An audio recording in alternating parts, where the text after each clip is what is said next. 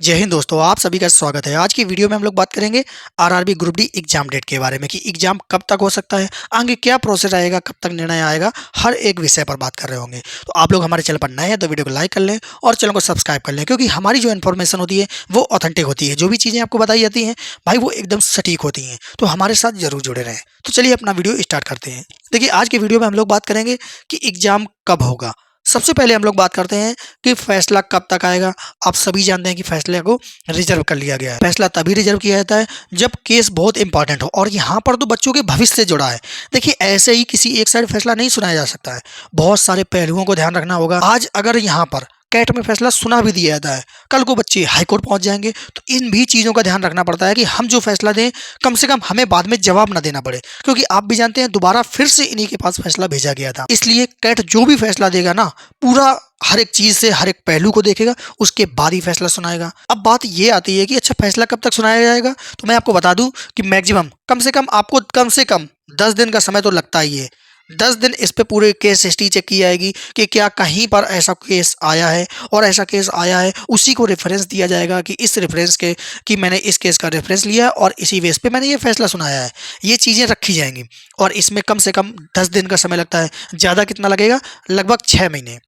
6 महीने का समय आपको लग ही जाएगा। अगर मान लीजिए 6 महीने तक जाता है तो क्या तब तक एग्जाम होगा? बिल्कुल भी नहीं होगा। जब तक फैसला आ नहीं जाएगा तब तक आपका एग्जाम हो नहीं सकता है। पूरी तरीके से फैसला आ जाना चाहिए।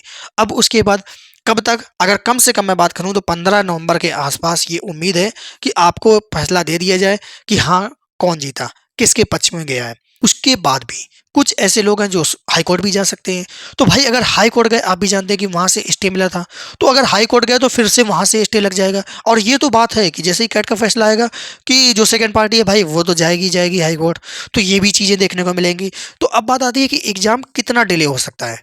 मैं आपको बता दूं, जो अभी के हिसाब से तैयारी आप लोगों को कम से कम ये समझ लीजिए कि जनवरी तक भी डिले हो सकता है, जनवरी तक भी। क्योंकि ये कोई छोटा प्रोसेस नहीं है भाई, रेलवे की गलती है पर रेलवे मानना नहीं चाहता है। और पता है, जो स्टूडेंट है वो भी, जो 10th वाले स्टूडेंट हैं वो भी कह रहे हैं कि एग्जाम जल्दी हो जाए। अगर एग्जाम हो गया तो फिर क्या दिक्कत होगी। मैं आपको बता दूं भाई, एग्जाम में जल्दीबाजी ना करें।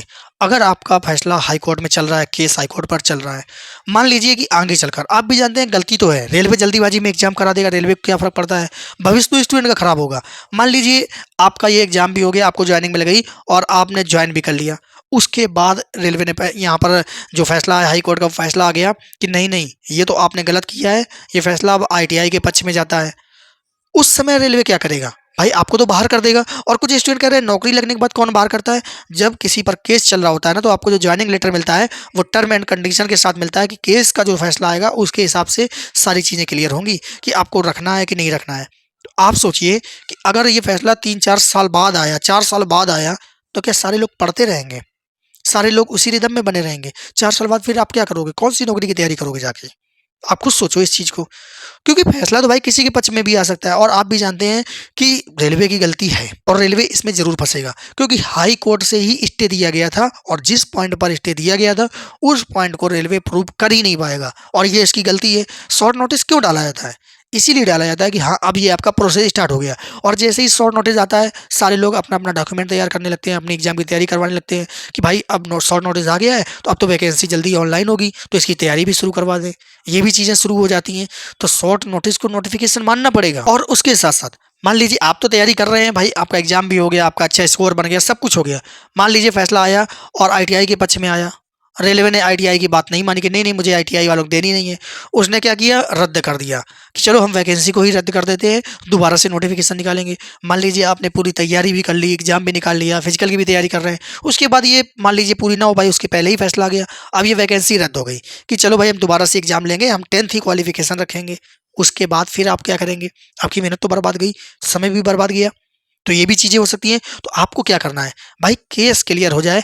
आप सब लोगों का, जितने भी टीचर हैं, जितने भी स्टूडेंट हैं, सबको यही सोचना चाहिए कि भाई हो सकता है कि आपका एग्जाम 2 महीना लेट हो जाए, 3 महीना लेट हो जाए, 4 महीना लेट हो जाए, लेकिन इस केस का फैसला आ जाए। ऐसा ना हो कि यहाँ आपका एग्जाम हो रहा है, यहाँ आपका केस चल रहा है। केस या तो डिसमिस्ड हो जाए या फिर केस का फैसला आ जाए कि नहीं, इसमें 10th ही क्वालिफिकेशन रहेगी, रेलवे अपनी जगह बिल्कुल सही है, अब ये लोग कोर्ट नहीं जा सकते हैं जो आईटीआई वाले स्टूडेंट हैं, या फिर वो आईटीआई के पक्ष में आ जाए कि हाँ 10th वाले गलत हैं, आईटीआई रहेगा, या फिर रेलवे अभी रद्द करके दोबारा से फॉर्म भरवा दे। मतलब फाइनल कंक्लूजन पर पहुंच जाना चाहिए। ऐसा नहीं है कि आपको टेम्परेरी बेस पे रख लिया जाए कि भाई जब फैसला आएगा उसके मुताबिक आपको परमानेंट किया जाएगा। अब आप सोचिए जो 10th वाले बच्चे हैं वो यही टेंशन में रहेंगे, मेरी नौकरी लगी मानूं कि ना लगी मानूं, घर में बताऊं सरकारी हूं कि प्राइवेट हूं। ऐसा नहीं है कि ऐसा पहले कभी नहीं हुआ, भाई ऐसे पहले हो चुका है। डिपेंड करेगा आपकी नौकरी इस केस के फैसले पर। तो आप लोग ये सोचिए, सब लोग इस मामले में रहें कि भाई पहले ये फैसला क्लियर हो जाए उसके बाद ही एग्जाम होना चाहिए। आप लोग तो कह रहे हैं बस एग्जाम हो जाए, जल्दी से एग्जाम ले ले तो हमारा काम हो गया। सिर्फ एग्जाम ले लेने से भाई आप सेफ नहीं हो जाओगे, आप ज्वाइनिंग लेकर भी सेफ नहीं हो पाओगे। तो फिर क्यों इतनी जल्दीबाजी कर रहे हो? मैं तो यही कहूँगा यार, जल्दीबाजी ना करो, फैसला आ जाने जो, भले एग्जाम 2 महीना 4 महीना लेट हो जाए, कम से कम वो क्लियरिटी तो रहेगी कि मैंने जो एग्जाम निकाला, जो नौकरी ली है वो मेरी श्योर है, सिक्योर है। तो उम्मीद है आपको सारी चीज़ें क्लियर हो गई होंगी। अभी के हिसाब से प्लानिंग है, अगर 15 नवंबर तक आपका ये फैसला आ जाता है तो फिर ये आपका एग्जाम दिसंबर एंड तक शुरू हो जाएगा। दिसंबर एंड तक अगर 15 को ये फैसला क्लियर हो जाता है, लेकिन अगर ये फैसला आपका नवंबर एंड तक आता है ना, तो फिर आपका एग्जाम ये जनवरी मिड में पहुंच जाएगा, जनवरी मिड में पहुंच जाएगा। उसके अलावा ये तो हो गई आपके एक थोड़ा सा अनुमान कि अगर नवंबर में आ जाता है, 15 नवंबर तक फैसला आ गया तो आपका दिसंबर में एग्जाम हो जाएगा। अगर एंड तक आया तो फिर जनवरी पहुंचेगा। लेकिन अगर ये लोग हाई कोर्ट पहुंच जाते हैं तो भाई इसका कोई भरोसा ही नहीं है। और ये कोई छोटा विषय नहीं है, 1 करोड़ से भी ज़्यादा बच्चे हैं इसमें, बड़ा विषय है। अगर 6 महीने मान लो इसका ऑर्डर आने में ही लग गया, फिर सोचिए ये एग्जाम कितना डिले हो जाएगा। तो मैं तो यही कहता हूँ भाई जल्दी से हर एक चीज़ क्लियर हो जाए, आपका एग्जाम हो जाए, वरना इसके चक्कर में और भी एग्जाम लेट हो रहे हैं। आगे आने वाली ग्रुप डी की वैकेंसी वो भी लेट हो रही है। तो लोगों को ये भी चीज़ें देखनी चाहिए कि भाई जल्दी से इसका फैसला आ जाए। वैकेंसी अब दोनों साल की एक बार एकदम कर दी जाए कि हाँ टोटल कर दीजिए दोनों साल की।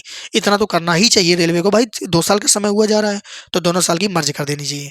उम्मीद है आपको सारी चीज़ें क्लियर हो गई होंगी। तो मिलते हैं अगले वीडियो में नई जानकारी के साथ। जय हिंद।